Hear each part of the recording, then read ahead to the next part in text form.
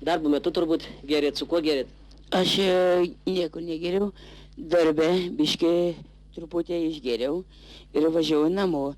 Aš norėjau mėšlo pasivežti, bet sąlyga, kad mėšlo negavau, važiavau namo ir mane sustabdė, nu ir sustojau ir viskas.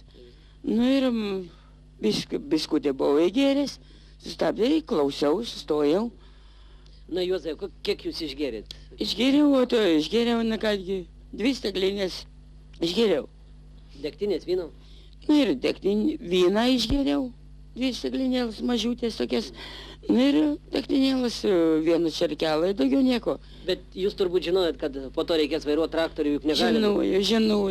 Žinojau. Su kuo jūs gerėt? Gal draugus tuos prisimenat? Žinai ką, aš nepažįstu tų draugų. Kas jums pasiūlė? Ar jūs pats pirmas? Aš pirmą kartą nuvažiavau, prisirašymus. Toks biskutė buvo, tik nedidelis. Tai jūs pradėjote dirbti toje statybos aikštelėje pirmą kartą, šiandieną pirmą dieną? Tai aš nebe pirmą kartą, 2 kartą jau dirbu.